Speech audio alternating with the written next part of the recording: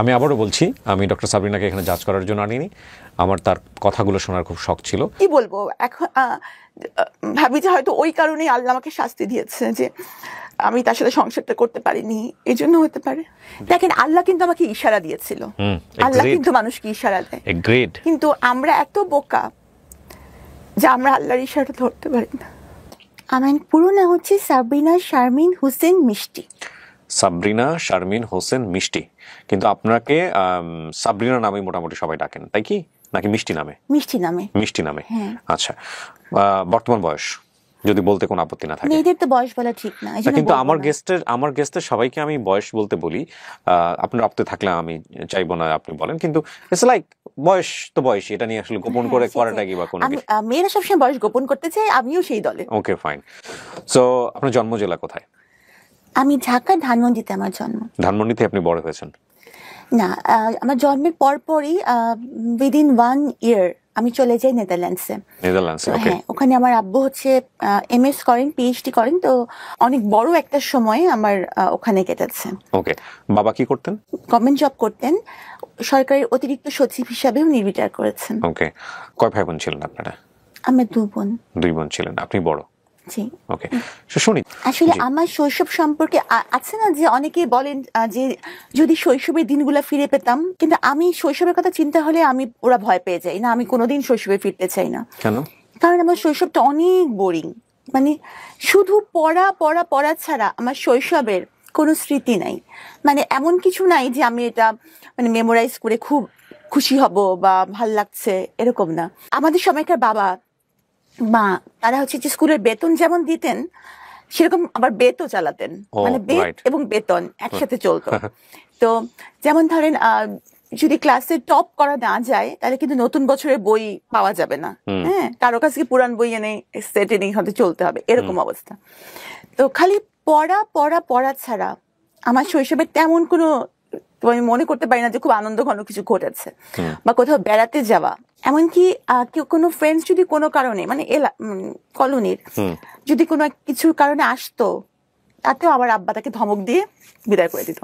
তোমার কি কোনো পড়াশোনা নাই, তুমি আমার মেয়েকে ডিস্টার্ব করতে আসছো? ওকে, সো মেয়ের কারণে হয়তো একটু বেশি কনজারভেটিভ ছিলেন বাবা। হ্যাঁ, মানে আমার বাবা খুবই কনজারভেটিভ ছিলেন। আমার পড়ার ব্যাপারে আমার আব্বা খুবই সিরিয়াস ছিলেন সবসময়। কারণ যেহেতু আমাদের কোনো ভাই নেই, হয়তো উনি মানে তার ছেলে নেই এই একটা অতৃপ্তি হয়তো তার বড় মেয়ের মধ্যে দিয়েই হয়তো উনি এটা করতে চাচ্ছিলেন, এই জন্য খুব বেশি পড়াশোনার উপরই ছিল। আর আমি এত পড়তাম যে আমাকে বছরে 2 সেট বই কিনতে হতো, কারণ হচ্ছে বইগুলো ঝুরঝুরা হয়ে যেত। ওকে, স্টুডেন্ট হিসেবে কেমন ছিলেন? স্টুডেন্ট হিসেবে ফাটাফাটি।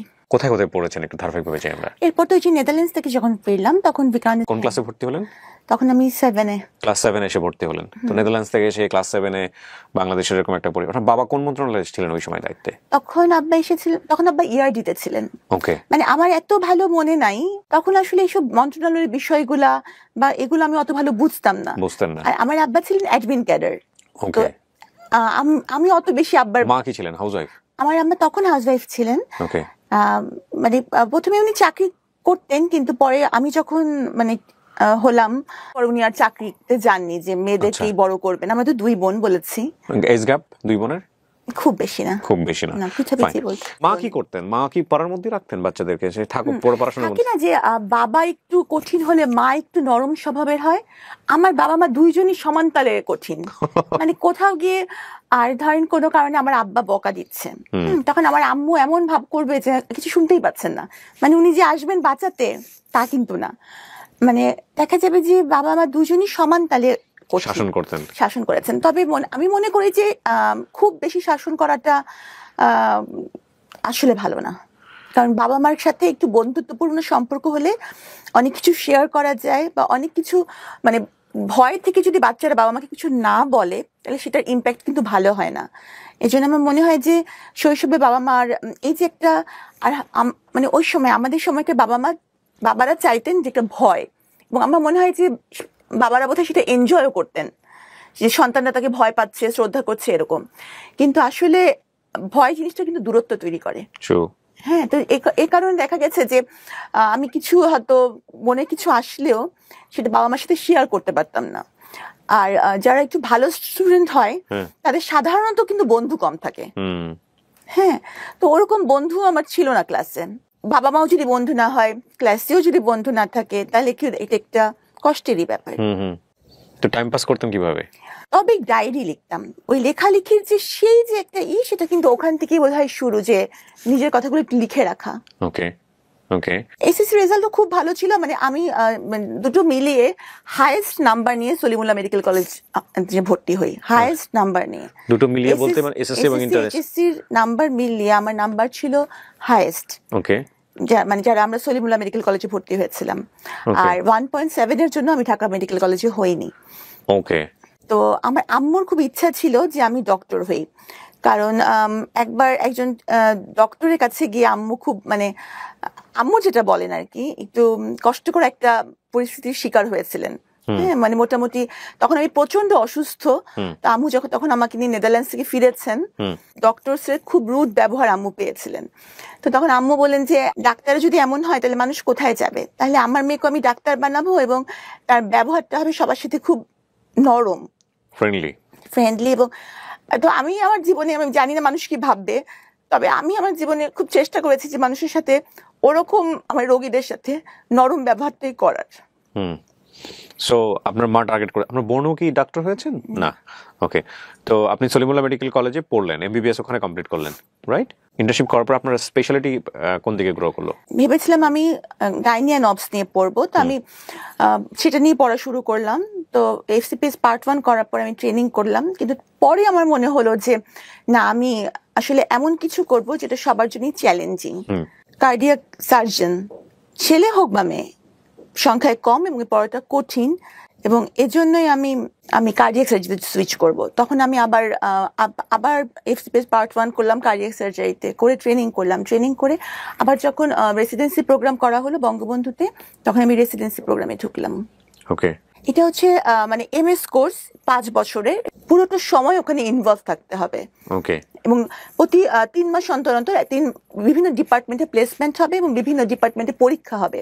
এভাবে করে করে আস্তে আস্তে মানে কমপ্লিট মনিটরিং সিস্টেমের মধ্যে থেকে পড়াশোনা করা। সো আপনি এই কমপ্লিট করার পরে প্র্যাকটিসে গেলেন কত সালের দিকে? প্র্যাকটিস মানে আমার তো ইন দি মিন টাইম কিন্তু সরকারি বিসিএস ক্যাডার। আমি কততম বিসিএস এ? আমরা 27তম। প্রথমেই হয়ে গেছে আপনার? আমি এক চান্সে বিসিএস পাস করেছি। ও ওয়াও। ওয়াও কেন?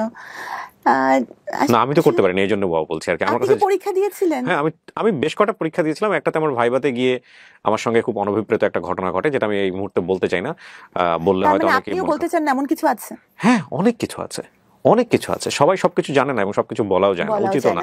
হ্যাঁ, ইভেন আমার সাথে বিসিএস ভাইভাতে যে ঘটনা ঘটেছে, সেটা যদি আমি বলি আপনার এই ইন্টারভিউতে, সেটা তোলপাড় হয়ে যাবে পুরো ঘটনা। এবং আমি মানুষের নাম মনে রাখতে পারি না।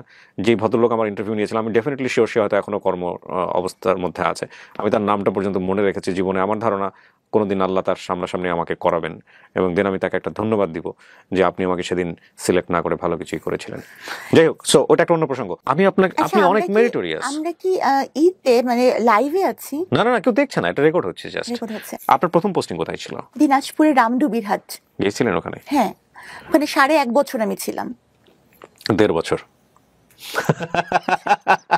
It's okay. আপনার ওখানকার অভিজ্ঞতা কেমন ছিল?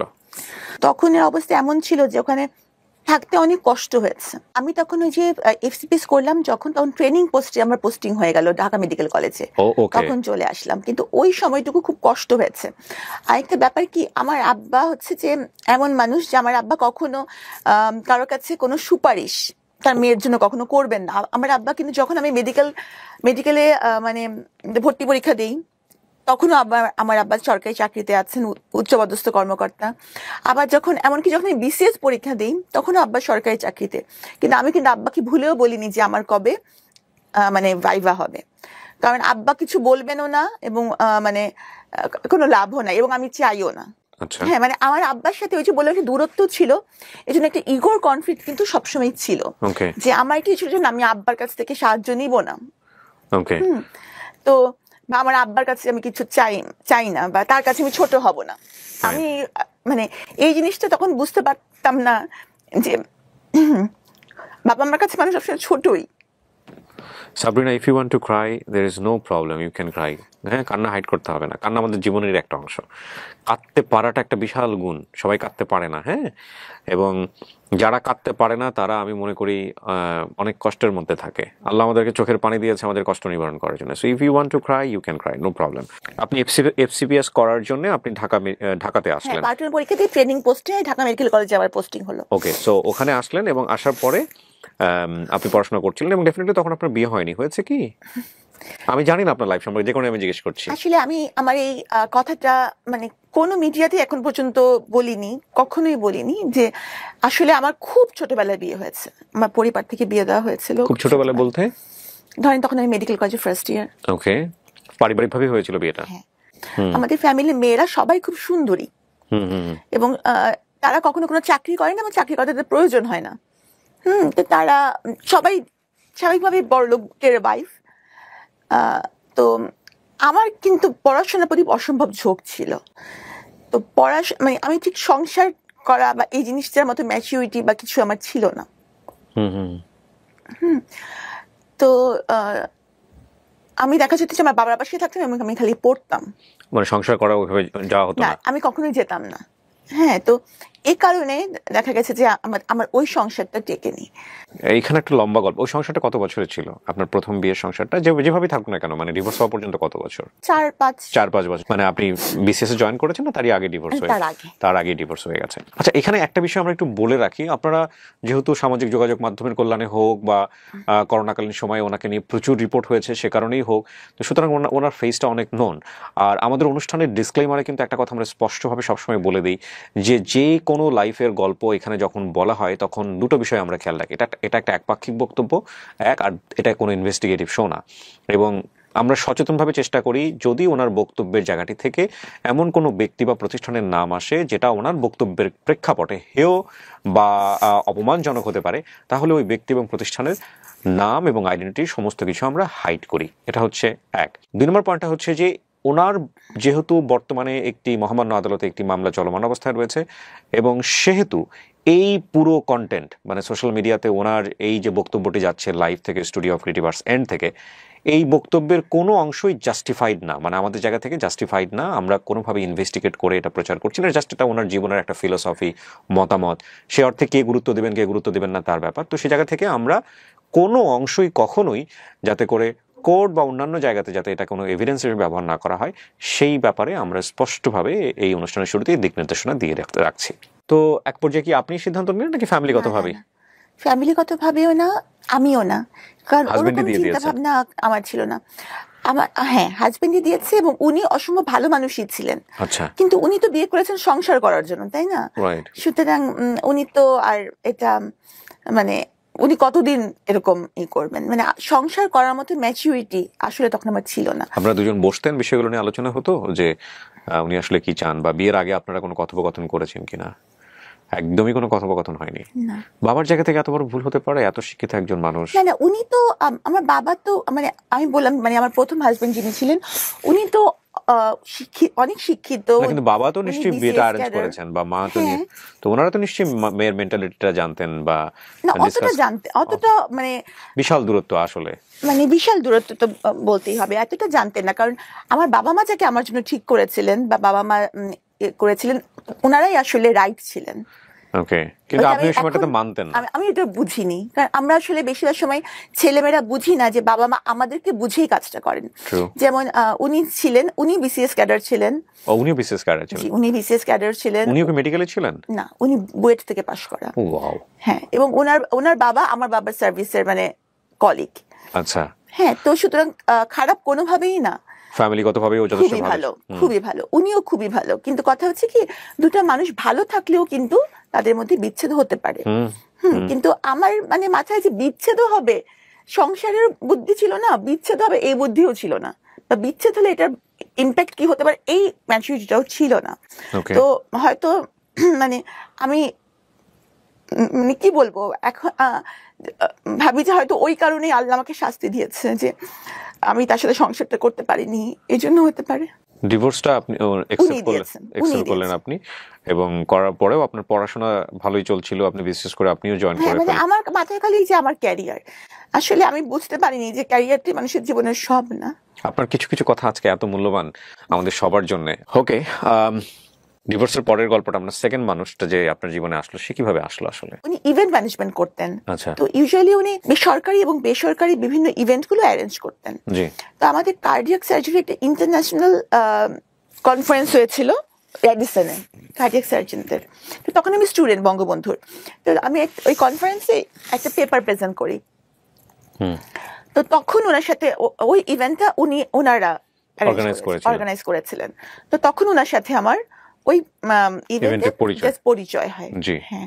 তারপর তখন আমার বাবা মা কেউই দেশে থাকতেন না, এবং আমি আপনাকে বলেছি আমি মোটামুটি একটু বন্ধুহীন, মানে খুব বেশি বন্ধু। ছোট বোনটা কোথায় তখন? আমেরিকাতে।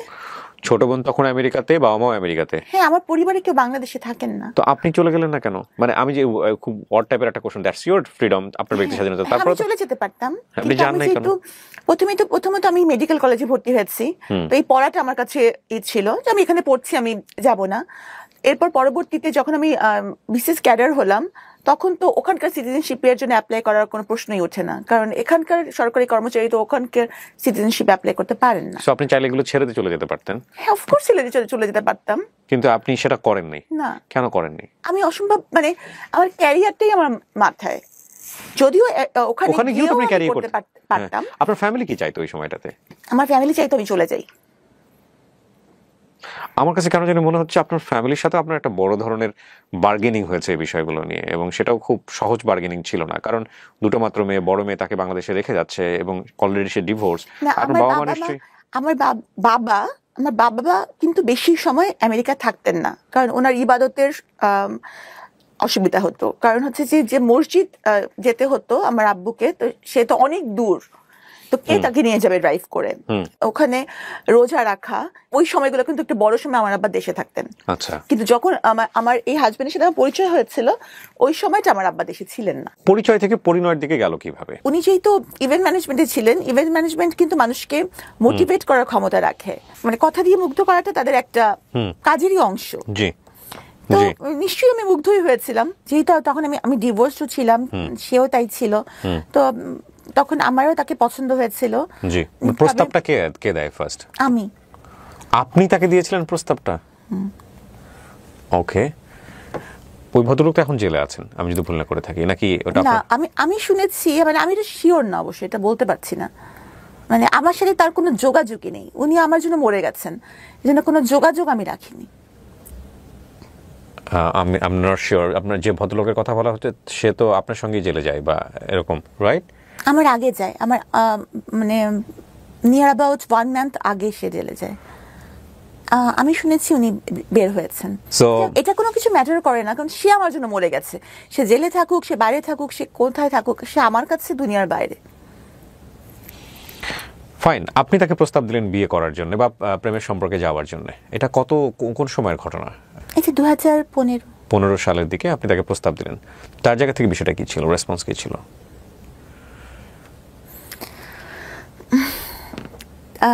তাহলে বিয়ের ঘটনাটা বলতে? হ্যাঁ হ্যাঁ, প্লিজ, আমি তো শোনার জন্য অপেক্ষা করছি, বলেন না। আমি ভাবছিলাম যে কোনো সম্পর্কই আসলে মানে আমাদের মাথায় যে আমরা একটু পুরান কালের মানুষ, বিয়েটাই আমাদের কাছে মানে জাস্ট ফ্রেন্ড তো টাইপের, এটা তো আর তখন না আমাদের। তো বিয়ের কথাটা আমি বলেছি যে তাহলে আমরা বিয়েই করব। পরিচয় মাত্র 3 মাসের কিন্তু। হ্যাঁ, তো আর আব্বা আম্মাকে তো বলা যাবেই না, আব্বা আম্মা দেশেও নাই, আর আমার আব্বা মামা কখনোই এই বিয়েতে জীবনেও রাজি হবে না, জীবনেও না। তা আমি বললাম, তাই উনিও বললেন যে হ্যাঁ ঠিক আছে। তো ওনার কিছু আত্মীয় স্বজন, আবার আমার ফ্রেন্ডসরা ছিল, বান্ধবীরা মেডিকেল কলেজের। বিয়ের দিনকে তো আমার ওরা হলুদ টলুদ লাগালো, তো হলুদ লাগানোর পর সেদিনই সন্ধ্যাবেলা বিয়ে হবে, এরকম একটা। মানে ওইভাবে ওনার ফ্যামিলিও ইনফর্ম ছিল না যে আপনাকে বিয়ে করতে? ওনার ফ্যামিলিরও কেউ খুব একটা এখানে থাকে না। মানে ওই সময়টা থেকে আপনি ওনার সম্পর্কে খুব ভালো করে জানতেন আগাগোড়া? হয় নাকি এত মেরিটোরিয়াস একটা মেয়ে আসলে কিছু কিছু জায়গায় মানুষ যে পড়াশোনা করে সব দিক দিয়ে খুব একেবারে মানে সবাই এটাই বলে যে হ্যাঁ সে ডাক্তার, সে কেন এটা জানবে না বা বুঝবে না, কিন্তু সবসময় কি এটাই যে আমি মেধাবী হলে সঙ্গে একমত, কিন্তু আমি আমার দর্শকদেরকে ইনফ্লুয়েন্স করতে চাই না এই বিষয়ে। আমি ব্যক্তিগতভাবে আপনার সঙ্গে একমত। কেন একমত বলছি, যে মানুষজন বলে না, গুরুজনরা বলে না যে প্রেম একটা বোকা, প্রেম অন্ধ করে দেয় মানুষকে, প্রেম একটা ইলিউশন। জীবনে কখনো কখনো এই জিনিসটা চরম পর্যায়ে সত্য, এবং সেটা আমরা ধাক্কা না খাওয়া পর্যন্ত আসলে বুঝতে পারি না। এবং এই ধাক্কাটা কারো কারো জীবনে খুব অল্প সময় চলে আসে, আবার কারো কারো জীবনে খুব লম্বা সময়ের পরে আসে। বাট এই ধাক্কা কারো জীবনে না আসুক সেটার জন্য আবার এটা ঠিক যে এই ইলিউশন থেকেও অসংখ্য ভালো ঘটনার জন্ম হয় পৃথিবীতে, তাই না? তবে এটা ঠিক যে ওই লাভ এক ধরনের মোহ, এবং এই মোহতে অনেক বড় বড় জিনিস মানুষ ওভারলুক করে যায়, অনেক বড় বড় জিনিস, ব্যাপারে কোনো সন্দেহ নেই।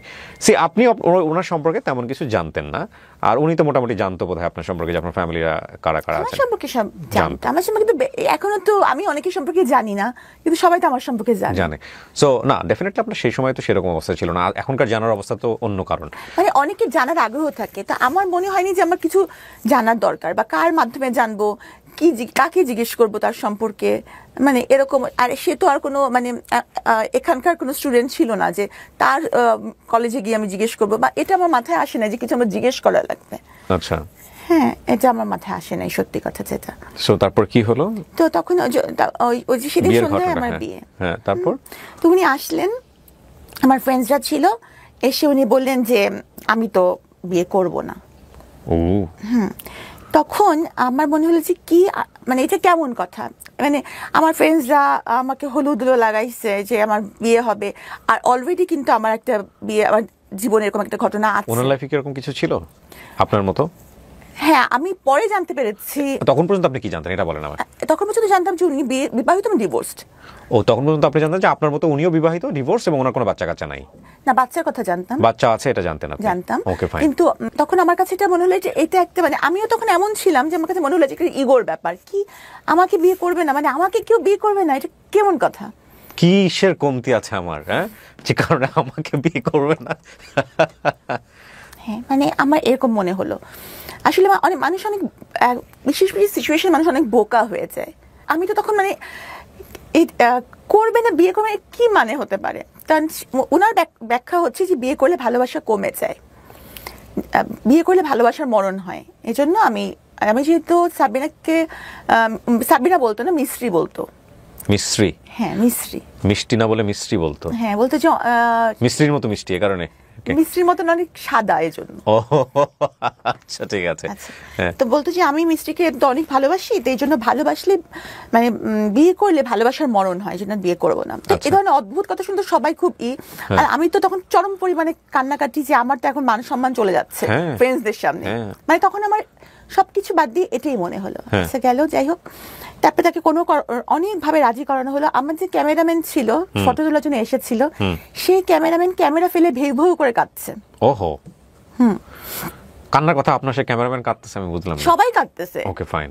মানে আমার ক্যামেরাম্যান কাঁদতেছে, ছবি টবি তুলতে পারতেছে না বোধহয়, পেমেন্ট পাবে নাই আমার এই জন্য বিয়ের। ওকে, তারপর? হ্যাঁ, তো মানে শুনতে আপনার কাছে মনে হচ্ছে খুব মজা না, কিন্তু তখন আমার কাছে মনে হচ্ছিল যে আমার I feel you definitely, it's a very important thing। মনে হচ্ছিল আমি খুবই মানে, কিন্তু আপনি যদি আজকের কথা চিন্তা করেন, সেই সময়টা যদি আপনি এগ্রি করে নিতেন, তাহলে কি হতো? আমি বলি ঘটনাটা, আচ্ছা, আমি তখন অপমানের শেষ আছে যে এটা কি, আমি অনেক কাঁদতেছি, সবাই কাঁদছে, আমার ফ্রেন্ডসরা তো মরা কান্না জুড়ে দিতেছে। হ্যাঁ, শেষ পর্যন্ত সবাই বুঝাই টুঝাই, তারও আত্মীয় স্বজন যার যে কয়জন ছিল বুঝাই রাজি করালো, ঠিক আছে। তো এখানে এরকম হলুদ হয়ে গেছে, এরপর তুমি না করছো তো ঠিক না। আচ্ছা, তখন সে রাজি হলো। পরে কাজী সাহেবকে আনা হলো। হ্যাঁ, মোটামুটি বলাই ছিল কাজী সাহেবকে, কাজী সাহেবের এই অবস্থা থেকে চলে গেছিলেন, তবে ওনাকে আনা হলো। উনি তখন আমার মানে উনি বললেন যে আমি 101 টাকা কাবিনে বিয়ে করব। ও, আপনার যিনি হাজবেন্ড হবেন উনি বললেন 101 টাকা কাবিনে বিয়ে করবেন, এতে করে ভালোবাসা থাকবে নাকি? না, তাহলে তা জানি না। উনি বললেন যে আমি 101 টাকা কাবিনে বিয়ে করব। তখন কাজী সাহেব বললেন যে আপনি কি আমার সাথে মশকরা করছেন? আর মানে দেনমোহরটা কিন্তু মেয়ের স্ট্যাটাস, মেয়ের শিক্ষাগত যোগ্যতা, মেয়ের ফ্যামিলি, মানে এখন যেহেতু আমি ল পড়ি, এখন আমি জানি যে এগুলো দেখে নির্ধারণ করা হয়। হ্যাঁ, ইচ্ছে মতো কিন্তু এটা করা যায় না। দেনমোহরটা অথবা মেয়ের নিকটাত্মীয় কত কাবিন হয়েছে সেটা দেখে। তো কাজী সাহেব তো খুব রাগ, তো কাজী সাহেব চলে গেলেন। কাজী সাহেবেরও তো লস, কাজী সাহেবের কি লস আছে? কেন আমি যতদূর জানি যে দেনমোহরের উপর একটা ওই 1000 টাকা দেওয়ার কিছু একটা ব্যবস্থা। দেনমোহরটা কিন্তু মজার বিষয় না, আসলে দেনমোহরটা মেয়েদের অধিকার। হ্যাঁ, অফকোর্স এগ্রিড, কিন্তু বাংলাদেশের অনেক প্রেক্ষাপটে এটা খুব মজার বিষয় এবং এটা নিয়ে যথেষ্ট রকমের এক ধরনের ব্ল্যাকমেইলও হয়, এই ব্যাপারে কোনো সন্দেহ নাই। দেনমোহর নারীর অধিকার এবং এটা আদায় করতে হবে, রাইট, এবং ইসলাম এটাকে পূর্ণ সমর্থন দিয়েছে এবং সেই দেনমোহরই হওয়া উচিত যেটা ছেলের পক্ষ থেকে পরিশোধ করা সম্ভব। ছেলের পক্ষ থেকে পরিশোধ, এবং ছেলের অবস্থা বেশিরভাগ সময় আমরা অনেক সময় দেখি যে দেনমোহরটা এমন নির্ধারণ করা হয় যাতে করে একদম গলের কাটা হয়ে যায়, মানে ডিভোর্স দিয়ে দিলে যাতে বের হতে না পারে, এমন যাই হোক, ওটা অন্য প্রসঙ্গ। আপনাকে দিল 101 টাকা, আপনি প্রশ্ন করলেন। হ্যাঁ, না, আমি যে সে যে রাজি হয়েছে এটি তো আমি খুশি। তো যাই হোক, তো কাজী তো চলে গেলেন, তা আবার নতুন করে দেন দরবার শুরু হলো। হ্যাঁ, পরে কাজী সাহেবকে আবার রিকোয়েস্ট করে ফিরায় আনা হলো।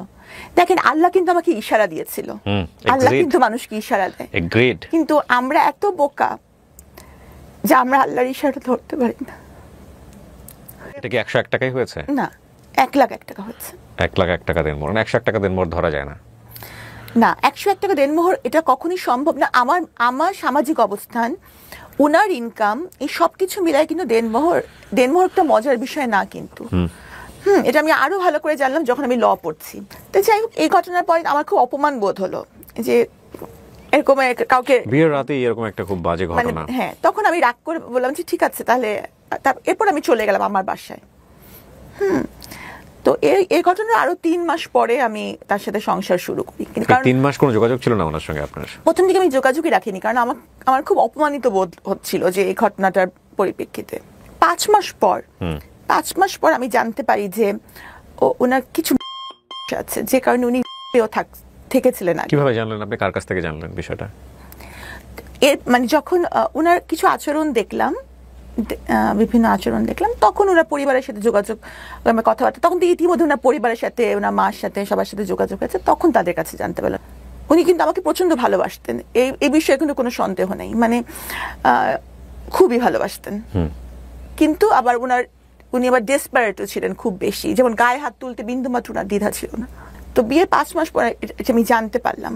তো তখন কিন্তু আমি চাইলে চলে যেতে পারতাম, তখন কেউই জানে না বিয়ের ঘটনাটা আমাদের, কিন্তু আমি তখন তাকে দেখেছি রোগী হিসাবে, যে আমি যদি চলে যাই তখন সেটাকে আরো বেশি রোগী সে হয়ে যাবে। মানে বাবা মাও কাছেও একটা মান সম্মানের ব্যাপার। বাবা মা জেনেছে ততদিনে যে আপনি বিয়ে করেছেন? ততদিনে বাবা জেনেছে। কি বলেছে? বাবা মা তো প্রথম 1 বছর আমার সাথে কথা বলেনি। হ্যাঁ, তখন যদি আমি আমার বাবা মাকে বলি যে আমি খুব কষ্টে আছি বা সে আমার গায়ে হাত তোলে, তখন বাবা মা কি করবে? তখন তো বাবা মা বলবে আগেই মানা করছিলাম। তা আমার মাথায় তখন থাকলো যে না, বাবা মার কাছে ছোট হওয়া যাবে না। আমি আসলে বুঝি নেই যে বাবা মার কাছে মানুষ সবসময় ছোটই থাকে। তো যাই হোক, কিন্তু এটা সত্য যে সে আমাকে ভালোবাসতো, টেম্পার লুজ করতো। হ্যাঁ, অল্পতেই। বিষয়টা একপাক্ষিক কিনা, নাকি আপনিও রেগে যে আপনিও অনেক সময় করতেন? না, আমি করতাম। প্রথম এক সহ্য করে মেয়েরা, তারপরে দেখা গেল যে সে হয়তো বা সেও তখন একই ভূমিকায় চলে যায়, এরকম হয়েছিল কিনা? না, আমার চিন্তা ভাবনাটা অন্যরকম ছিল। কি ছিল আপনার চিন্তা ভাবনা? মানে যেটা বলছেন এটা পাবলিকলি বলছেন, কিন্তু উনি চাইলে ডিফেন্ড করতে পারবে ভবিষ্যতে, সেই জায়গা থেকে বলছেন। হ্যাঁ, উনি তো চাইলে ডিফেন্ড করতেই পারবেন, কারণ আমি তো যা সত্য তাই বলছি। এখানে তো মানে আমার ওনার আত্মীয়স্বজনরাও নিশ্চয়ই দেখবেন, ওনারা সবাই দেখবেন। হ্যাঁ, যে ভালোবাসাটাও ওনার আত্মীয়স্বজনরা দেখেছেন, গায়ে হাত তুলতো সেটাও ওনার আত্মীয়স্বজনরা দেখেছেন, এবং ওনার আত্মীয়স্বজনরা মানা করতেন যে মিষ্টির গায়ে কেন হাত তুলিস, বলতো ওনাকে, ওনার আত্মীয়স্বজনরা সবাই বলতো। আর একটা ব্যাপার কি, মানে সবাই ভাবে যে একটা মানুষ যখন, একটা মেয়ে যখন মানে ফিনান্সিয়ালি ইন্ডিপেন্ডেন্ট হয়, তখন হয়তো তার মানে কোনো পারিবারিক দায়বদ্ধতা থাকে না, হয়তো তার স্বামীর কথা শুনতেই হবে এমন কোনো বিষয় থাকে না। কিন্তু কথাটা কিন্তু একদম ঠিক না। বরং যারা ফিনান্সিয়ালি ইন্ডিপেন্ডেন্ট হয় বা যাদের একটা সার্কেল থাকে, তারা কিন্তু অনেক কিছুই পরিবারের জিনিস গোপন করে, পাছে তাদের বদনাম হয় বা পাছে লোককে কিছু বলে, এজন্য। তো আমি তখন আমার মধ্যে একটা ছিল যে ওই সময় আমার আগের ফেসবুকে বেশিরভাগ ছবি আমি আমার হাজবেন্ডের সাথে খুব হাসি খুশি ছবি দিতাম, যে অ্যাটলিস্ট সবাই দেখুক আমি ভালো আছি, কারণ কাউকে খারাপ আমি আছি এটা দেখায় তো কোনো লাভ নাই। আর আমি বারবারই বলতেছি যে উনি কিন্তু আমাকে ভালোবাসতেন, কিন্তু না, ভালোবাসাটা ছিল একটু অন্যরকম। হ্যাঁ, যেমন গাড়ির মধ্যেও কিন্তু যখন উনি ড্রাইভ করতেন, উনি কিন্তু আমার হাত ধরে বসে থাকতেন, যে কিছু হলেই যে মানে বা আমি যদি কোনো ফোন আসলে হাত সরিয়ে নিতাম, উনি বলতেন মিস্ত্রি তুমি হাত সরিয়ে নিলা কেন, কেন হাত সরাই নিলাম, মানে কেন তুমি আমার চেয়ে বেশি ফোনটাকে প্রায়োরিটি দিচ্ছ, এই মোমেন্টটাকে কেন প্রায়োরিটি দিচ্ছ না, দ্যাট এটা কিন্তু কোশ্চেনেবল, এটা আসলেই কোশ্চেনেবল। মানে ফোনটার সময় কেটেই দেওয়া উচিত ডেফিনেটলি, কারণ ইটস বিউটিফুল মোমেন্ট। যাই হোক, আমি জাজমেন্ট করছি না, মানে বিউটিফুল মোমেন্ট আমি মানে as a doctor I have to attend my phone calls, কারণ আমার রোগীরা ফোন করে, তখন তুমি ফোন না ধরে থাকতে পারবো না। আমার হসপিটাল থেকে ফোন আসে, ফোনেও না সমস্যা নাই, মানে হাতটা ছেড়ে দিয়ে ফোনটা ধরে আবার হাতটা ধরলাম না কেন। ও, এটা তো উচিত ছিল আপনার হাতটা ধরা। হ্যাঁ, এই তো মানে এই মানে এই ব্যাপারগুলো সে মানে খুব নোটিস করতো মানে কতটুকু সে আমাকে ভালোবাসে। এখানে আসলে জানি না বলাটা ভাবে ঠিক হবে কিনা, মানে এক্সপেক্ট করতো অনেক কিছু, মানে ও আপনাকে অনেক লাভ করতো, এটা আপনি যেমন বুঝতে পারতেন, সেটা ইন রিটার্নও সে অনেক কিছু এক্সপেক্ট করতো, বাট আপনার লাভ এক্সপ্রেশন তো আপনার মতো, হয়তো সেও বুঝতে পারতো না এই বিষয়গুলো। যাক, আমরা আসলে জাজমেন্টে না নিই, কিন্তু আমি যেটা বলতে চাচ্ছি যে বিয়ের পরে আপনি এমন কিছু কি জানলেন যেটা আপনি বিয়ের আগে জানতেন না? এই যে আমার বিষয়টা, এছাড়া থাকা বিষয়টা তো খারাপ না, ও থেকে ভালো হয়ে আসছে, না ভালো হয়ে এসেছিল, কিন্তু মানে এরপর যে এই যে জিনিসগুলো আমার সেটা ছিল, এবং দেখা গেছে যে এই পুরো 5 বছরে কিন্তু উনি ওষুধ খেয়েছেন, আমি ওনাকে রেগুলারই মানে উনি ট্রিটমেন্টেই ছিলেন। কিন্তু আপনার মেডিকেল ভাষায় এটা কি আপনি খারাপ বলবেন? মানে একটুও খারাপ না, এই জন্য আমি তাকে ছেড়ে যাইনি। ওকে, এই জন্য আমি তাকে ছেড়ে যাইনি, কারণ আমি জানতাম যে আমার সাপোর্ট তার দরকার, কারণ যে কোনো কিছুতেই সে বলতো মিস্ত্রি আমার এই সমস্যা, তুমি কিছু একটা করো। তো উনি মানে যে কোনো কিছুতে মিস্ত্রি ছাড়া সে কিছু করতো না, বুঝতো না। হ্যাঁ, মানে বুঝতো না। তো তারপরে কি হলো, মানে এই ধরনের একটা ঘটনা কেন আসলো 2020 সালে বোধহয়, না কি হয়েছিল বলেন তো? আসলে ব্যাপারটা হচ্ছে কি যে উনি কিন্তু আগেই মানে মানে এই ইভেন্ট ম্যানেজমেন্টের কাজগুলো করতো, তো উনি এই করোনার কাজটা নিয়েছিলেন। তো করোনার কাজটা এই ওনার কিন্তু কোনো হসপিটাল ছিল না, অনেকেরই ভুল ধারণা একটা আছে যে ওনার বোধহয় কোনো হসপিটাল ছিল। উনি কিন্তু ইভেন্ট ম্যানেজমেন্ট করতেন, মানে বুথ বানিয়ে জাস্ট স্যাম্পল কালেকশন করতেন, এতটুকুই ওনার পারমিশন ছিল। ও, বুথ বানিয়ে বিভিন্ন স্যাম্পল কালেকশন করে কার কাছে পাঠাবে তাহলে সে? এটা পাঠাবেন ওই যে সরকারি যে এগুলো যে যারা টেস্ট করেন সেখানে, তার তো কোনো টেস্টের, তার তো কোনো কিন্তু বুথ বানিয়ে যে স্যাম্পলটা কালেক্ট করবেন উনি, এটার কি অনুমতি ছিল? হ্যাঁ, এটা অনুমতি ওনার ছিল। আচ্ছা, এটা কি সরকার থেকে অনুমতি দিয়েছিল? হ্যাঁ। আচ্ছা, তারপর তো এই যে ওনার অ্যাডমিনিস্ট্রেটিভ ব্যাপারগুলো, এগুলো কিন্তু আসলে আমি খুব একটা বুঝি না, কারণ উনি কিভাবে ওনার ম্যানেজমেন্টটা চালাবেন, উনি তো আগে থেকে ম্যানেজমেন্ট করেন, এই জিনিসগুলো কিন্তু আমার মাথায় ঢোকে না। অনেকেই হয়তো ভাবেন যে সাবিনা ডাক্তার, সাবিনা এগুলো ভালো বুঝছেন, কিন্তু ম্যানেজমেন্টের ব্যাপারটা যে সব ডাক্তাররা বুঝবেন এটা কিন্তু ঠিক না। তো আমি ওনাকে বলতাম যে তুমি তো এই ব্যাপারগুলো খুব একটা জানো না, তাহলে তোমার এই কাজটা নেওয়ার দরকারটা কি? কিন্তু উনি স্বাভাবিকভাবে আমার কথা শুনতেন না, মানে কাজের ব্যাপারে উনি আমার কথা শুনতেন না। হ্যাঁ, আর ওনার একটা কমপ্লেক্স সবসময় কাজ করতো, উনি ভাবতেন যে আমি যেহেতু কার্ডিয়াক সার্জন, আমি হয়তো মানে একটু বেশি হচ্ছে কিনা, বা মানে একটা ইনফিরিয়রিটি কমপ্লেক্স আমাদের ছিল। ও সামহাউ মনে করতো যে আপনার পজিশনটা ওর উপরে চলে গেছে, সো হ্যাঁ, এটা উনি মনে করতেন, যে কারণে উনি এমন কিছু করতে চাইতেন যেটা অনেক বড় কিছু। আপনি কার্ডিয়াক সার্জন হিসেবে প্র্যাকটিস করেছেন কত বছর? করার সুযোগ হয়েছে? 5 বছর। হৃদয় কাটাকাটির কাজ হয়েছে? জি, আপনি করেছেন? হ্যাঁ। কিন্তু আপনার এত ইমোশন, এত মানে আপনি যেভাবে কাঁদছেন, তাতে আপনার হৃদয় কাটাকাটি করতে খারাপ লাগে না? আমি তো অড কোশ্চেন করে ফেললাম। না, আমার তখন পুরো অন্যরকম লাগে, একদম অন্যরকম, মানে কি বলবো, মানে ওইটাই আমার সবচেয়ে বড় প্যাশন ছিল, কার্ডিয়াক সার্জারি করাটাই আমার সবচেয়ে বড় প্যাশন ছিল। ভুল মানুষ চুজ করে জীবনে যে কত বড় ক্ষতি হতে পারে, এটা আমি বলছি না যে উনি জীবনে ভুল মানুষ চুজ করেছেন, এমন হতে পারে যে ওনাকে চুজ করেছে তার জীবনেও হয়তো উনি ভুল মানুষ। হ্যাঁ, এটা হতে পারে, এটা আমি অস্বীকার করছি না, তাই না? হয়তো উনি যদি সাধারণ কোনো, যেমন ধরেন যে আমি যদি কোনো প্রোগ্রামে উনি নিয়ে যেতেন, যদি কোনো প্রোগ্রামে, তো দেখা যেত যে সবাই সাবিনার সাথে কথা বলতে চায়, হ্যাঁ, বাস আমাকে কিছু একটা প্রশংসা করে বলতে চায়, করতে চায়, তো তখন দেখা যেত যে ওনারা ওনাকে ছোট করে কথা বলে। হ্যাঁ, মানে আমার সামনে ওনাকে ছোট করে কথা বলছে, এর জেদটা আমার উপর আসতো ঘুরে ফিরে, বা সে আমাকে কথা শুনতে হতো, বকা শুনতে হতো, বা এরকম। তো হতে পারে আমি হয়তো এই জন্যই ওনার জীবনে ভুল, উনি যদি একটা সাধারণ মেয়ে বিয়ে করতেন তাহলে ওনারও হয়তো এরকম ঘটতো না। সো কি হলো সাবরিনা, এরপরে ওই স্যাম্পলগুলো উনি কালেক্ট করতেন, তারপর তো ওই ম্যানেজমেন্টে কিন্তু উনিই করতেন ওনার লোকজন নিয়ে। হ্যাঁ, এবং আমার কিছুটা মানে কিছু কিছু ইস্যুস নিয়ে আমার কাছে ওনার ঝামেলা হচ্ছিল। তো এই কারণে আমি কিন্তু ওই সময়টা আমার বাবার বাসায় থাকতাম, আমি কিন্তু ওখানে থাকতাম না। তো তখন থেকে আমাদের মধ্যে একটা বিশাল বড় গ্যাপ, এই করোনার পরবর্তী সময় থেকে। তো একবার উনি ওই যে তিতুমির কলেজে বিপদে পড়লেন, তখন উনি আমাকে ওই ফোন দিলেন রাত্রিবেলা। তখনও আমার আমি কিন্তু আমার বাবার বাসায়, বললো মিস্ত্রি আমি অনেক বিপদে পড়েছি, এখানে অনেক মারামারি হচ্ছে। তখন আমি ছুটে গেলাম, কারণ আমার মধ্যে সবসময় ছিল যে উনি কিন্তু পুরাটা সময়, আমি বললাম যতদিন আমি সংসার করেছি পুরাটা সময় এই যে ওষুধ খেয়েছেন, মানে উনি একটু মানে নিয়ার ওনার ছিল। তো আমি সবসময় ওনাকে এভাবে দেখেছি যে ওর যেন কোনো বিপদ না হয়। উনি ডাকলে, উনি আমার হাজব্যান্ড, উনি বিপদে পড়েছেন, সেই তিতুমিরে যাওয়াটাই কি আমার অপরাধ ছিল? নাহলে আমি কোনো কোম্পানির চেয়ারম্যান না, কারণ জেকেজি হচ্ছে একটা ব্যক্তি মালিকানাধীন কোম্পানি, প্রোপ্রাইটারশিপ কোম্পানির কোনো চেয়ারম্যান বলে পোস্ট থাকে না, থাকতে পারে না। তারপরেও সবাই জানে জেকেজির চেয়ারম্যান আমি, যদিও এখানে চেয়ারম্যান বলে কোনো পোস্ট থাকা সম্ভব না। সবাই জানে সাবিনাই সব করছে। তো আমি ভাবি যে সবই আল্লাহর ইচ্ছা, আমার কারাগারে যাওয়াটা হয়তো আল্লাহর ইচ্ছা। তিতুমিরে যাওয়ার পর আপনি কি দেখেছেন? আমি কিছুই দেখিনি আসলে।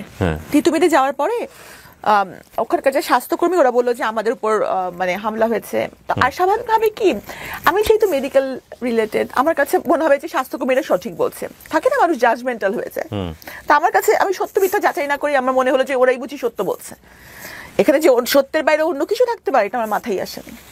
এটাই তখনই হয়তো মিডিয়া আমাকে দেখেছে যে আমি ওখানকার কিছু জেকেজির কিছু, কিন্তু আসলে আমি কিন্তু তখন আমার বাবার বাসায় ছিলাম।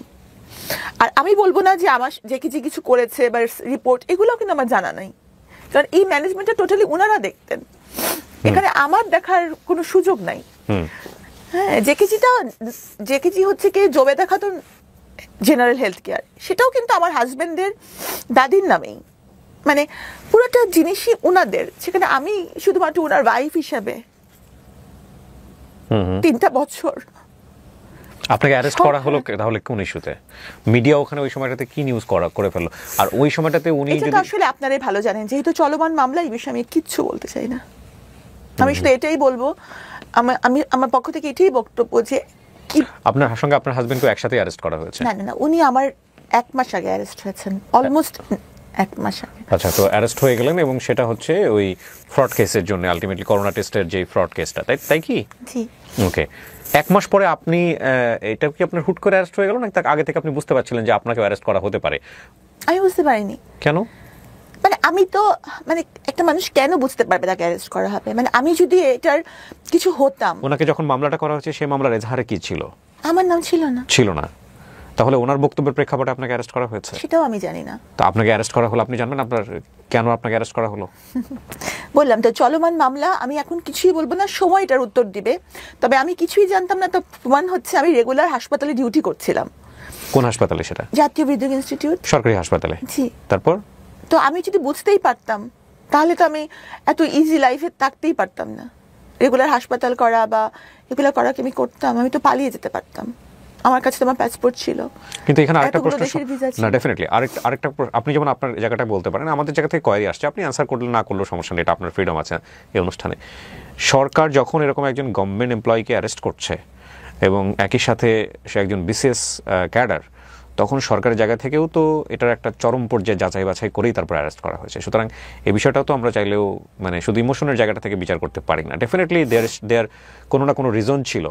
আপনি তো বোধহয় এখন সাসপেন্ড অবস্থায় আছেন, তাই কি? আমি সাময়িক বরখাস্ত অবস্থায় আছেন। সো আপনি বলতে চাচ্ছেন যে আপনার হাজবেন্ডেরই কর্মের জন্য বেসিক্যালি আপনাকে এই জায়গাটায় আসতে হয়েছে? আমি বলতে চাচ্ছি না যে উনি এই কাজটা করেছেন। আপনি সেটাও বলছেন না? আমি সেটাও বলছি না, কারণ আমি এটা জানি না। আচ্ছা, কি হয়েছে আপনি জানেনই না? আমি জানি না আসলে। তাহলে আপনি বলতে চাচ্ছেন যে মিডিয়াতে যে সব ঘটনা ঘটেছে বা যেগুলো নিয়ে আসা হয়েছে সেগুলো কি মিথ্যা?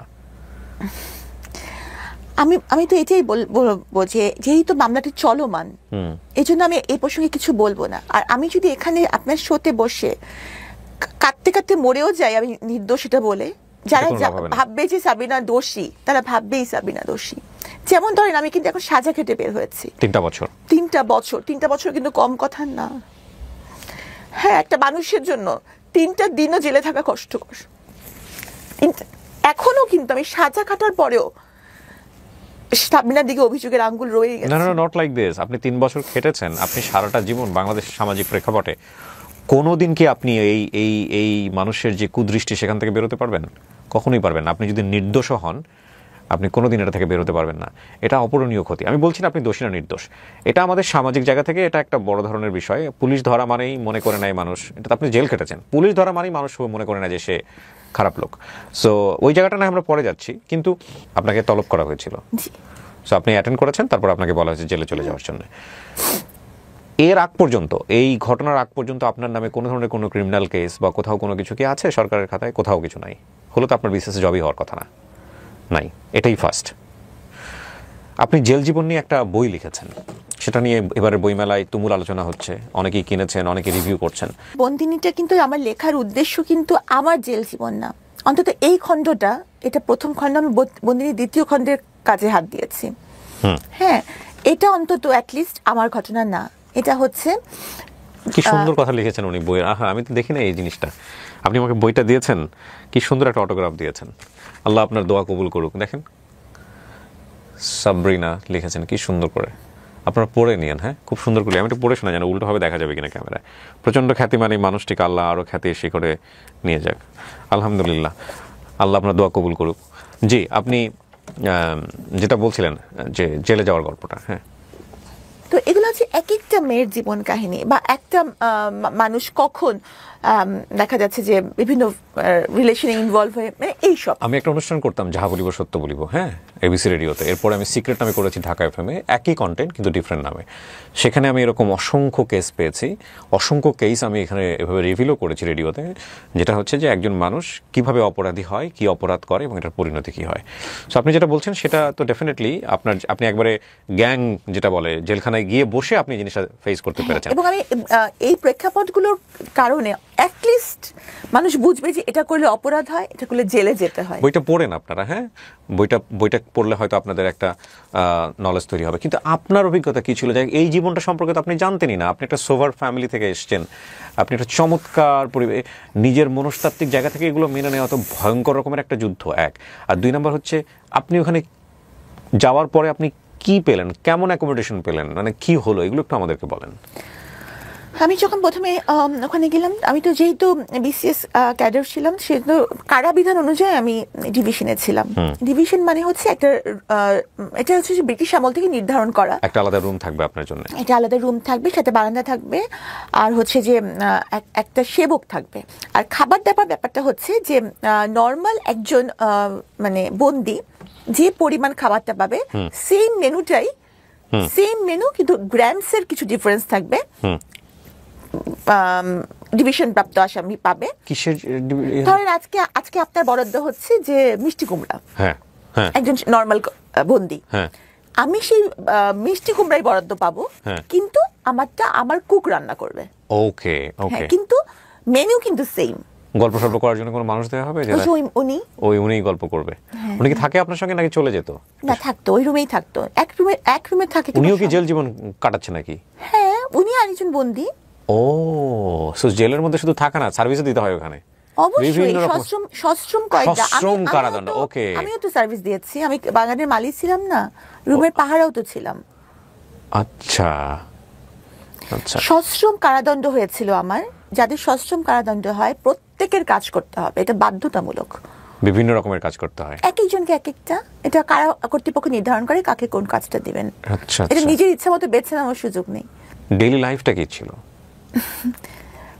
প্রথম তো খালি বলতাম যে আল্লাহ, আমি মরে গেলাম না কেন, মানে এতটা অপমান আমি নিতে পারছিলাম না। আর একটা মেয়ে যখন কোনো মামলায় সম্পৃক্ত হয়, তো সেই মেয়েটার ব্যক্তিগত জীবন, তার চরিত্র, তার বয়ফ্রেন্ডের সংখ্যা, তার চলাফেরা, তার লিপস্টিকের কালার এমনভাবে আলোচিত হয় যে সেটা এতটাই ভয়ঙ্কর যে তার জীবন তো জীবন, তার বাবা মার জীবন ধারণ করাটাও কঠিন হয়েছে। আপনি জেলে বসে এগুলো বুঝতে পারছিলেন যে আপনাকে বাইরে নিয়ে কি হচ্ছে? আইডিয়া পাচ্ছিলেন কিছুটা? তো বটেই।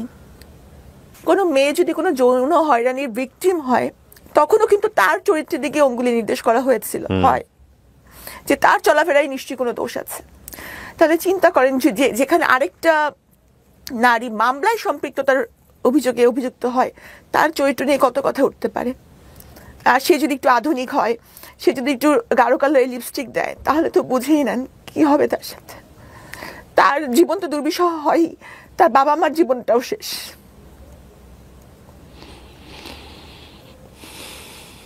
সবারই বলার অধিকার আছে। আমি জানি এই অনুষ্ঠানটা না দেখে অনেকেই হয়তো বা শুধু ওনাকে দেখিয়ে সেই নিচে মন্তব্য করছেন, অনেক বাজে বাজে কমেন্টস করছেন, অনেকে হয়তো এই ধরনের মন্তব্য করছেন যে কেন আমি ওনাকে নিয়ে এখানে বসলাম, কেন আমি ওনার সঙ্গে সামনে বসে কথা বলছি। আমি একটা কথা বলি, আমি ওনার সম্পর্কে তেমন কিছু জানতাম না। উনি বইমেলায় বইটা নিয়ে প্রতিদিনই কোনো না কোনোভাবে বিভিন্ন কন্টেন্ট ক্রিয়েটারদের যারা আছেন তাদের কাছে বাইট দিচ্ছেন, সেগুলো আসছে, স্ক্রল করে দেখছি। একটা বাইট আমাকে খুব টাচ করে, সেটা হচ্ছে উনি নর্মালি বলছেন যে ভাই আমি তো জেল খেটে বের হয়েছি, আমি তো আইন আদালত আমার বিচার করছে, আমাকে তো নর্মালভাবে বাঁচার সুযোগ দেন, আমি তো সমাজের 8-10 জন মানুষের মতো মানুষ, আমার তো নর্মালভাবে বাঁচার সুযোগ আছে। এই লাইনটা আমাকে খুব ক্যাচ করে। এবং তারপরে আমার এক ছোটো ভাই রনি, ওকে আমি বলি, যেহেতু ও বইমেলাতে থাকে সবসময়, আমি ওকে বলি যে আমি ডক্টর সাবরিনার ইন্টারভিউ করবো, আমি ওনার সঙ্গে একটু কথা বলবো, ওনার একটু ব্যবস্থা করো। তো রনি ওনার সঙ্গে কথা বলে ওনাকে আজকে এখানে নিয়ে এসছে। আমি আসলে শেষের দিকে এসে কিছু কথা বলবো আজকের অনুষ্ঠান নিয়ে। আমি ডেফিনেটলি ওনার জন্য কোনো সাফাই গাইব না, এবং উনি অপরাধ করেছেন কি করেননি সেটার বিচার কোর্ট করবেন। কিন্তু আমার মনে হয় যে প্রত্যেকটা মানুষকে স্বাভাবিকভাবে বাঁচার যে ক্ষমতাটা, সেটা আমাদের প্রত্যেকের জায়গা থেকে প্র্যাকটিস করা উচিত। একটা হচ্ছে যে আমি নিজে স্বাভাবিকভাবে বাঁচতে চাই, আর আরেকজন মানুষ তাকেও স্বাভাবিকভাবে বাঁচার যে ব্যাপারটা, সেখানে আমার কোনো দৃষ্টিভঙ্গি, আমার কোনো কথা, আমার কোনো কটু কথা যেন কোনোভাবেই আঘাতপ্রাপ্ত না করে। আমি বললেই যে চেঞ্জ হবে বিষয়টা এরকম না, বাট সেই জায়গাটায় অনেক কিছু আমার করার আছে আমার কাছে, কেন জানি মনে হয়। আমার বলতে আমি আপনাদের সবাইকে বলছি। জি, তো এরপর কি হলো সাবরিনা? আপনি আসলে কারাগারে তো বিভিন্ন লেভেল থেকে মানুষ আসে। হ্যাঁ, ওরাও আবার জাজমেন্টাল হয় কিনা? হ্যাঁ, ওরা তো কিছুটা প্রথম দিকে তো যথেষ্টই ছিল যে, আর এমনিতে হচ্ছে কারাগারে যেসব মানুষ আসে, মানে দেখা যায় যে বেশিরভাগই মাদক মামলা নিয়ে আসেন, এবং তাদের সাথে তো আমাদের কিছু ডিফারেন্স আছেই। তো তারা তো কটাক্ষ করতো, উপহাস করতো। আপনার লেভেলের ওখানে কেউ কাউকে পান নাই? যে আছে আছে আছে, কেউ কেউ অপরাধ করে এসেছে, স্বীকার করেছে যেটা করেছি। যেমন যে তার মানে যে নিজের চোখে প্রত্যক্ষ করেছে যে তার ছেলের সাথে এরকম ঘটছে, তারপর কি সে মেরে ফেলেছে? তাকে মেরে ফেলেছে, সে নিজে স্বীকার করেছে এটা। মানে তার ছেলেকে করা হচ্ছিল, তারপরে সে খুন করেছে তাকে। হ্যাঁ, মহিলা। হ্যাঁ হ্যাঁ, মহিলা তো বটেই। ডেফিনেটলি আমি শুনিত মহিলা ইতি ছিলেন। সে বলেছে যে হ্যাঁ আমি এটা করেছি, আমি যে কোনো সাজার জন্য প্রস্তুত, আমি করেছি। তার মামলাটা চলমান আছে, তার এখনো রায় হয়নি, কিন্তু সে জেলে আছে। তো সে নিজেই আমাকে ঘটনাটা বলেছে। সে খুব কম বলে, এবং তার বাচ্চার সাথে যে এই ঘটনাটা ঘটেছে সে কিন্তু এটা কাউকে বলেনি। কে করেছে এই কাজটা? তারই সে একটা সে গাজার মামলার সাথে, ব্যবসার সাথে জড়িয়ে গিয়েছিল, সেটাও কিন্তু ফর সার্ভাইভাল, কারণ তার স্বামীর সাথে তার ডিভোর্স হয়ে গেছে।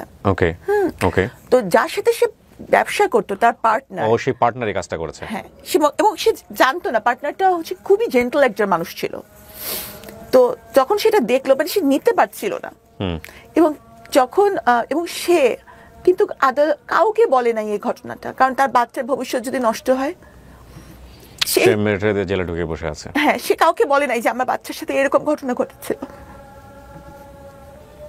তো তার কথাটা কি সামনে আনা উচিত না? Definitely every coin has to side. আমার খুব ইন্টারেস্টিং লাগছে আপনার। আমি জানি না, প্রতিটা গল্প আমি নিজের বলে বলছি, কিন্তু আপনি আপনার গল্পটাই তো বলতে পারলেন না এখন পর্যন্ত কাউকে। বলবো, সময় আসুক। সব সময় সব কথা কি বলা যায়? আপনিও কি বলতে পেরেছেন? না না, পারিনি। আর আমি আজানের পরে, হ্যাঁ হ্যাঁ শিওর, আজান পরে আমরা একটু পজ দেই। জেলার বিভিন্ন রকমের কথা বলছিলেন, এবং আপনি বলছিলেন যে আপনার একটা সময় হলে আপনি বলবেন, আপনারটা এখনই আপনি বলবেন না। জামিন নেওয়ার জন্য আপনার ফ্যামিলি থেকে কোনো চেষ্টা করা হয়েছে? এই যে 3 বছর আপনি ভিতরে ছিলেন, জেলের ভিতরে ছিলেন, আপনার বাবা বা ফ্যামিলি মেম্বার কেউ কি এসছে আপনার সঙ্গে দেখা করতে, পাশে দাঁড়িয়েছে? আমি তো আগেই বলেছি যে আমার ফ্যামিলির কেউই বাংলাদেশে থাকে না, আর যারা বাংলাদেশে থাকে না তারা কিন্তু এই বিষয়গুলো খুব একটা ভালো বোঝে না। আর আমার বাবা যদিও অতিরিক্ত সচিব ছিলেন, উনিও কিন্তু এই ব্যাপারগুলো ভালো মতো হ্যান্ডেল করতে পারছিলেন না। ভালো উকিল বা চেষ্টা করছিলেন নাকি ওনার জায়গা থেকে অনাগ্রহ ছিল? না, ওনার জায়গা থেকে অনাগ্রহ ছিল না, প্রচন্ড আগ্রহী ছিল। মানে উনি বেশিরভাগ সময় জায়নামাজেই বসে থাকতেন, হ্যাঁ, কিন্তু কিভাবে করতে হবে বা কোন ওয়েতে যেতে হবে, আর মানে উনি একটা বয়স্ক মানুষ, ওনার বয়স হচ্ছে ৭৯ এরকম, তাহলে উনি কোথায় যাবেন, কি করবেন, কার কাছে যাবেন? আমার তো কোনো ভাই নাই, তো মামলাটা ভালো মতন হ্যান্ডেলও আসলে করা হয়নি। যে প্রকাশনী থেকে প্রকাশ পেয়েছে ওনারা যোগাযোগ করেছিলেন আপনার সঙ্গে যে আমরা বই বের করতে চাই? আর আমার এডিটর যিনি আহমদ পাবলিশিং হাউস, জি, আমার যিনি এডিটর উনিও মারাত্মক ভালো একজন এডিটর। কতগুলো বিক্রি হয়েছে এখন পর্যন্ত? আজকে আমি রেকর্ড করছি, এই ডেটটা বলছি, 15ই ফেব্রুয়ারি পর্যন্ত। আমি খুব দ্রুত এই ভিডিওটা পাবলিশ করব। হ্যাঁ, আচ্ছা, প্রথম 6 দিনের মধ্যে বইটা এসেছিল 4 তারিখে, 4, 5, 6, 7, 8, 9 তারিখের মধ্যে বইয়ের 1000 প্রথম মুদ্রণের 1000 কপি শেষ হয়ে গেছে। ওকে। হ্যাঁ, তো উনি আমার প্রকাশক যিনি উনি এটার জন্য প্রস্তুত ছিলেন না, আসলে সত্যি কথা নতুন, আমি নতুন, প্রস্তুত ছিলেন না। তো শেষ হয়ে যাওয়ার পর উনি মুদ্রণে গিয়েছেন, যখন মানে মাত্র 25টা কপি বাকি ছিল তখন উনি আবার সেকেন্ড মুদ্রণে গেছেন। এই জন্য মাঝখানে 3 দিনের না 2.5 দিনের গ্যাপ, 2.5 দিন, হ্যাঁ 2.5 দিনের গ্যাপ ছিল। তো পরে হচ্ছে যে আবার বইয়ের মুদ্রণ চলে এসেছে, দ্বিতীয় মুদ্রণ। অনেকে মনে করতে পারেন যে এই বইটা প্রমোশন করার জন্য আমি ভিডিওটা করছি। নো, ডেফিনেটলি না। এই বইটা এমনিতেই বইমেলাতে হট কেক। হ্যাঁ, সো এটা প্রমোশন করার কিছু নাই।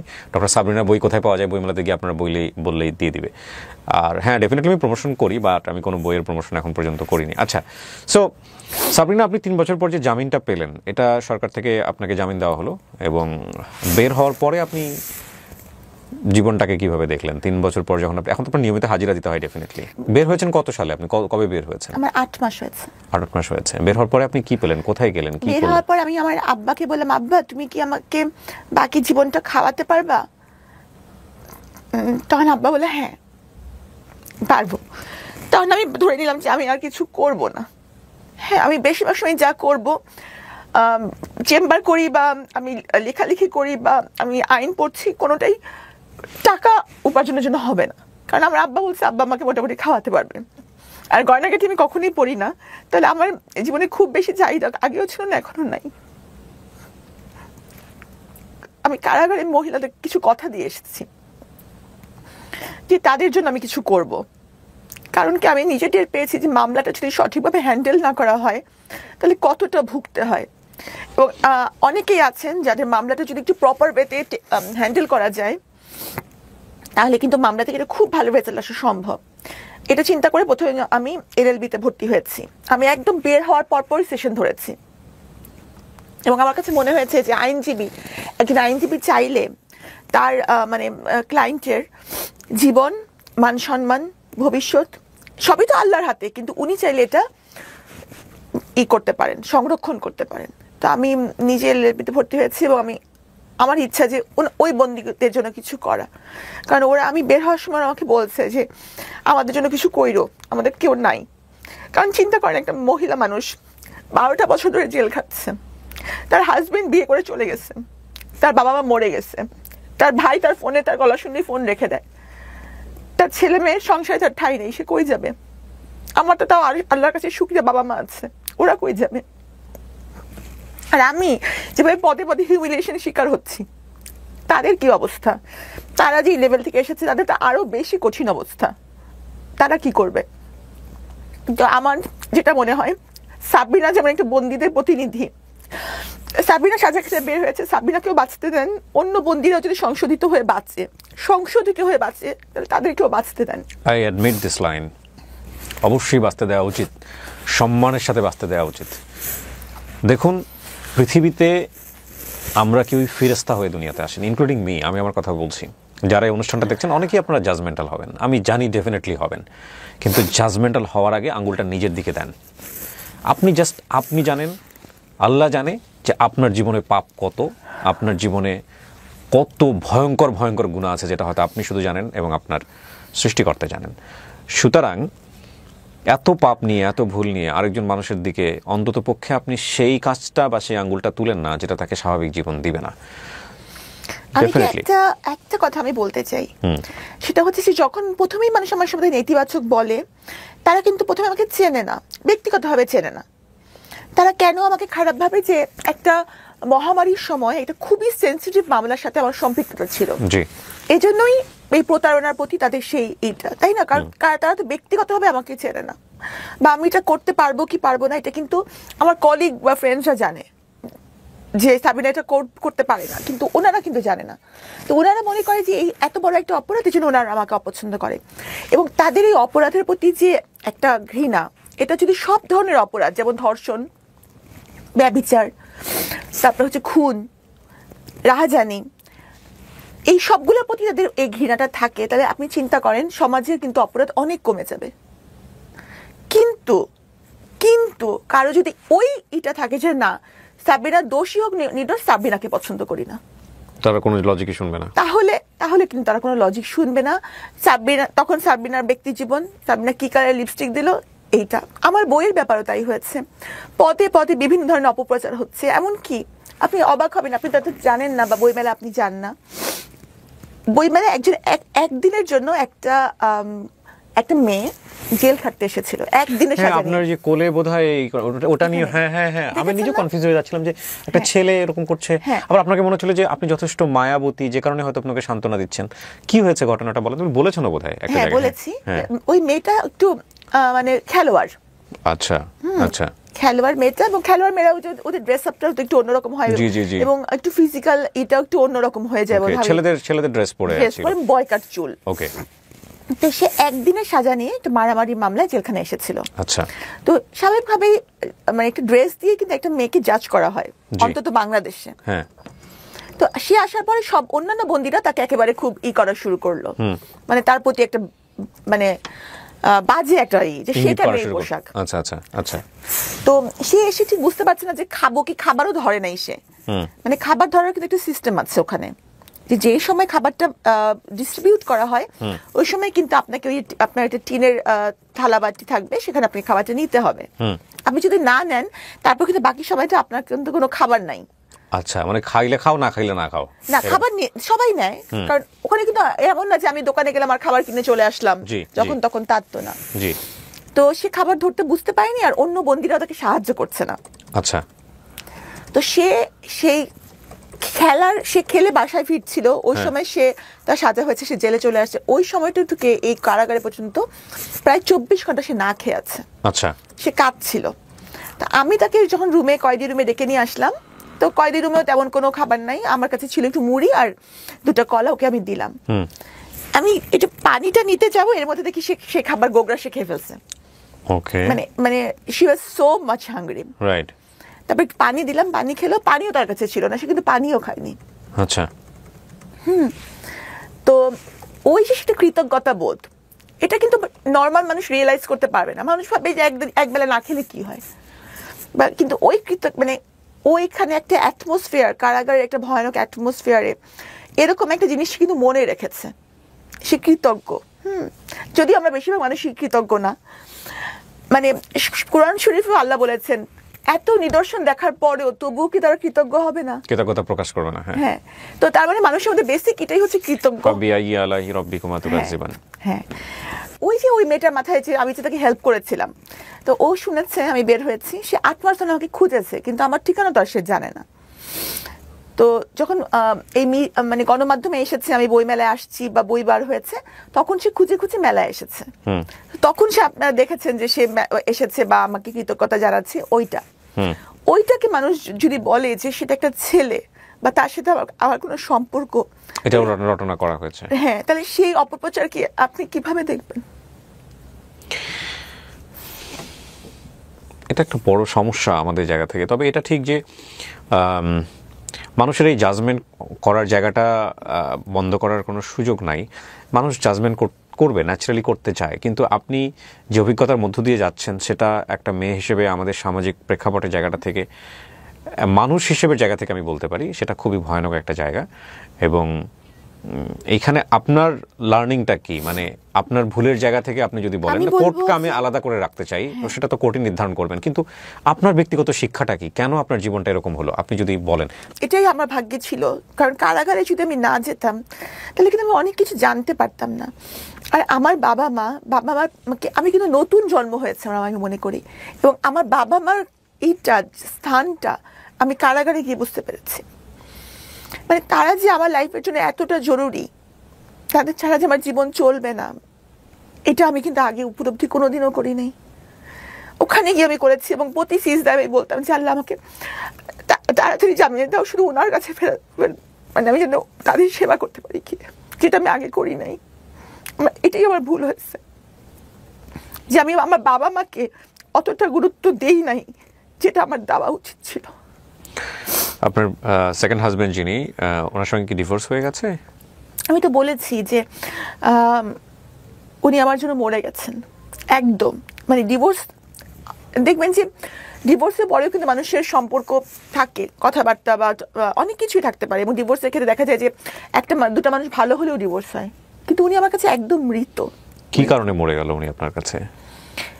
এই যে আমার চোখের পানির জন্য তাকে ক্ষমা করা যায়, কিন্তু আমার বাবার চোখের পানির জন্য, আমার মায়ের চোখের পানির জন্য তাকে ক্ষমা করা যায় না। কারণ উনি কিছু করুক না করুক, এই পরিস্থিতিটা জন্য তো উনিই দায়ী, যার কারণে আমাকে এই পর্যন্ত আসতে হলো। তার জায়গাতেও তো একটা একিউজ থাকতে পারে, সেও তো বলতে পারে যে না আমিও কিছু করিনি, আমি নির্দোষ। সে হয়তো কিছু করেনি, কিন্তু আমি তো একেবারেই কিছু করিনি। তাহলে আপনি তাকে একিউজ করছেন কেন? পরিস্থিতিটা তো তার কারণে, মানে এই যে করোনার কিছু পরিস্থিতিতে যদি তার না হাত থাকে, লাইক হাজবেন্ড যদি কোনো কারণে, আমি বলছি না আপনার হাজবেন্ড দোষী না নির্দোষ, কিন্তু আপনি যে কারণে বলছেন তাকে মরে যাওয়ার কথাটা, সেই জায়গাটাই আমি একটু জাস্ট কোয়ারি থেকে বলছি যে এই পরিস্থিতির জন্য যদি উনি না হয়ে থাকেন, দর্শক আপনারা প্লিজ এগুলোকে কেউ জাজমেন্টের জায়গা থেকে নিন না, আমি ওনার ব্যক্তিগত জায়গাটাকে বের করার জন্য প্রশ্নটা করছি। সেটা হচ্ছে যদি এই পরিস্থিতি আপনি যেভাবে ডিফেন্ড করলেন, বা আপনি যেভাবে করছেন কোর্টকে ডিফেন্ড, বা আজকে আপনি যে বিষয়ে যেভাবে নিজেকে নির্দোষ করার চেষ্টা করছেন, না আমি নিজেকে নির্দোষ করার জন্য এখানে আসিনি, না আমি এগ্রি, বা ধরেন আপনি পয়েন্টগুলো আপনি বলেনই নাই, তো এখন কথা হলো যে উনিও তো ওনার জায়গা থেকে বলতে পারেন এইভাবে, তো সেটাই যদি শেষ পর্যন্ত প্রমাণ হয়। উনি আমাকে তো দোষী কোনোভাবেই বলতে পারবেন না। উনি কি বলেছেন? না, উনি তো আমাকে দোষী বলতে পারবেন না, কারণ এটার মধ্যে আমার কোনো ইনভলভমেন্ট ছিল না। আর আরেকটা ব্যাপার হচ্ছে যে আমি তো এটা বলিনি যে, কিন্তু পরিস্থিতিটা তো উনার কারণেই তো এটার মধ্যে আমার সম্পৃক্ততা, না হলে তো এটার মধ্যে আমার সম্পৃক্ততার কোনো বিষয় নাই। কিন্তু হাজবেন্ড যদি বিপদে পড়েন, সেই বিপদটা যদি তার নিজের ক্রিয়েট না করা হয়, ডেফিনেটলি হাজবেন্ডের ফ্যামিলি সেটা সাফার করে, এটাই তো স্বাভাবিক। হ্যাঁ, তো আপনি যদি আপনার হাজবেন্ডকে দোষী না বলেন, তাহলে ওনার কারণে যে আপনার যে সাফারটা হয়েছে সেটা তো আপনাকে অ্যাকসেপ্ট করতে হবে। কিন্তু এই যে 3টা বছর, সেই 3টা বছরে আমার বাবা অসহায়ের মতো উকিল খুঁজেছে, হ্যাঁ হ্যাঁ, তাদের পরিবার থেকে কোনো সাপোর্ট বা তার কাছ থেকে কোনো সাপোর্ট আসে না। সে যদি আমার হাজবেন্ডই হয়ে থাকতেন, তাহলে এই 3-4টা বছরে আমাকে সাপোর্ট করার জন্য উনি কিছু করতেন না। আমার জন্য কে করবে? উনি তো নিজেও জেলে ছিলেন বোধহয়। হ্যাঁ, তো এমনও তো হতে পারে ওর ফ্যামিলির কেউ সাহস পাননি বা কোনোভাবেই আগানোর চেষ্টা করেননি। বিষয়টা তো খুব সেন্সিটিভ হতে পারে। তো কেন? যাই হোক, আপনাদের ইন্টারনালি ভিতর যেগুলো আছে সেগুলো নিয়ে আমরা নাই বা ঘাটলাম, কিন্তু আপনি বলতে চাচ্ছেন যে আপনাদের কাগজে কলমে কোনো ডিভোর্স হয়নি? না, ডিভোর্সের কাগজ আমি দিয়েছি আগেই দিয়ে দিয়েছেন। ওকে, আমরা একেবারে শেষের দিকে চলে এসেছি, কিন্তু আমার অনেক বেশি মানে তেষ্টা থেকে গেল আজকের অনুষ্ঠানটা নিয়ে। দেখেন, আমি জানি না আপনি দোষী না নির্দোষ। আমার অনুষ্ঠানে আসলে আপনাকে আমি দোষী নির্দোষ সেটা প্রমাণ করার জন্য ডাকিও নাই। আমিও তাই চাই না। আমি শুধু মনে হয়েছিল যে আপনার সঙ্গে আমি একটু কথা বলতে চাই, একটু আমি শুনতে চাই গল্পটা। ডেফিনেটলি যেহেতু এটা চলমান অবস্থায় রয়েছে, কোর্ট মহামান্য আদালত যে রায় দিবেন সেই রায়ের প্রতি আমাদের বিশ্বাস করে সম্মান জানাতে হবে। এবং তবে এটা ঠিক, একটা মানুষ সমাজে জন্মগ্রহণ করার পরে, একটা পরিবারে জন্মগ্রহণ করার পরে সমাজ থেকে সে নেয়, পরিবার থেকে সে নেয়, রাষ্ট্র থেকে নেয়, তার পেছনে ইনভেস্ট করা হয়। সে একটা মেধা হয়ে সমাজে জন্মগ্রহণ করে এবং তারপরে সমাজকে সে কন্ট্রিবিউট করতে চায়। সেই জায়গাটায় যখন কোনো ব্যত্যয় ঘটে, তাহলে এই যে পুরো ইনভেস্টটা তার পেছনে হলো, এই ইনভেস্টটা তখন অপচয় হয়ে যায়। ডক্টর সাবরিনার মতো মানুষরা যখন কোনোভাবেই বিপদগ্রস্ত হন বা বিপদে পড়েন বা বিপথে যান, হ্যাঁ আমি 3টা শব্দই রাখলাম এখানে, তখন দিন শেষে এটা আমাদের জন্য ক্ষতি। এখানে এটা একটা বিষয় যদি আপনি ব্রডার অ্যাঙ্গেলে চিন্তা করেন। আর দ্বিতীয়ত চিন্তা করার বিষয় আছে যে ব্যক্তি মানুষ হিসেবে যদি আমি চিন্তা করি, দেখুন ভুল শুদ্ধ সব কিছু মিলিয়ে মানুষ, আমি অপরাধী আপনি অপরাধী, কারো অপরাধে সাজা হয়, কারো অপরাধে সাজা হয় না, কেউ পাপ করে সাজা পায়, কেউ পাপ করে সাজা পায় না। কিন্তু কোনো মানুষ ওই যে বললো না যে প্রায়শ্চিত্ত করে এসে যদি সে সুন্দরভাবে বাঁচার জন্য সমাজে বাঁচতে চায়, তাহলে আমাদের যে সামাজিক দৃষ্টিভঙ্গির জায়গাটা, যে ও একবার জেল খেটেছে কিংবা ও যে একবার পাপ করেছে, এই যে দৃষ্টিভঙ্গির জায়গাটা থেকে তাকে আন্ডারমিন করা, এটা ভয়ঙ্কর রকমভাবে অন্যায়। এটা মানবিক জায়গা থেকেও অন্যায়। আমি জানি না কারণ ওনার ফিউচার কী হবে, তবে এই কথাটাকে আমরা নিয়ে আজকের অনুষ্ঠানটা শেষ করতে চাই। এটা অবশ্যই তাকে সুন্দরভাবে বাঁচার রাইট দিতে হবে রেসপেক্টের সাথে। 8-10টা মানুষ যেভাবে পায় তার রাষ্ট্রীয় অধিকার, ধর্মীয় অধিকারও, ঠিক আছে? এবং যদি সে অনুতপ্ত হয়, যদি সে প্রায়শ্চিত্ত করে এবং যদি তার সাজা হয়, হওয়ার পরে। আর যদি ভুলবশত, উনি যে কেসগুলো বলেছেন, ভুলবশত কাউকে পেনালাইজ করা হয়ে থাকে বা ভুলবশত কাউকে সাজা দেওয়া হয়ে থাকে, তাহলে এটার যে ক্ষতিপূরণ মনে হয় না দিন শেষে কেউ দিতে পারে। অসময় নামে একটা ছবি রিসেন্টলি দেখলাম, আপনারা হয়তো বা দেখেছেন, এটা অমির ছবি, এবং দিন শেষে এরকম পুরো ছবি শেষে এরকম একটা প্রশ্ন দিয়ে ছবিটা শেষ হয়। তো এগুলো আসলে আমাদের হয়তো একটা সময় অ্যাড্রেস করতে হবে, কারণ এটাও তো অপূরণীয় ক্ষতি একটা মানুষের জন্য।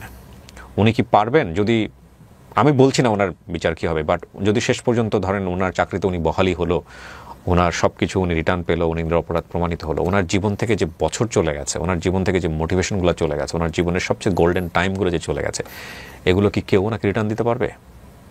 বা যার ক্ষেত্রে হয় তাদেরকে কি আমরা রিটার্ন দিতে পারি না। সো এই অপূরণীয় ক্ষতির ভ্যালুটা কি? হ্যাঁ, হয়তো ওনাকে বেতন দেওয়া হবে, সেটা হয় সরকারি চাকরিজীবীদের ক্ষেত্রে, পুরা সমস্ত বেতন দেওয়া হবে, কিন্তু যে সম্মান, যে হানি, যে কষ্টটা সম্মান হানিকর অবস্থায় যেটা ফেস করতে হয়, উনি যাদের কথা বলেছেন এই বইয়ের মধ্যে, তারা যদি এরকম ফেস করে থাকেন, সেটা তাদেরকে কে ফিরিয়ে দেবে? খুব কঠিন কিন্তু। এবং সেই জায়গাটায় অন্তত সেই কাতারে আপনি নিজেকে সামিল করেন না, কারণ বিচারকের ক্ষমতা একমাত্র আল্লাহর, আর রাষ্ট্রীয়ভাবে তো রাষ্ট্রের নির্দিষ্ট একটা কাঠামো আছে, সুতরাং আমরা জাজমেন্টাল না হই, এটা হচ্ছে বিষয়। Sabrina, thank you so much, আমার ভালো লেগেছে আপনার সঙ্গে বসে। হ্যাঁ, আপনি সারা জীবন এরকম মানবিক থাকেন, যতটুকুভাবে নর্মাল লাইফ লিড করবেন, প্রায়শ্চিত্ত যদি করা হয়, ওই নর্মাল লাইফটুকুর প্রতি আমার জায়গা থেকে সবসময় আপনার প্রতি রেসপেক্ট থাকবে। কিন্তু আমারই হচ্ছে সব বন্দিনীদেরকে বাঁচতে দেন। এই বন্দিনী বইটা যখন মানুষ পড়বে তখন জানবে যে কিছু কিছু মানুষ অনেক কষ্টে আছে, তাদের জন্য কিছু করার সুযোগ আছে। আমার তো বাবা মা আল্লাহর রহমতে আছে, তাদের কেউ নেই। শেষ করছি প্রিয় দর্শক এবং শ্রোতা, আজকের লাইফটা একটু অন্য রকমের।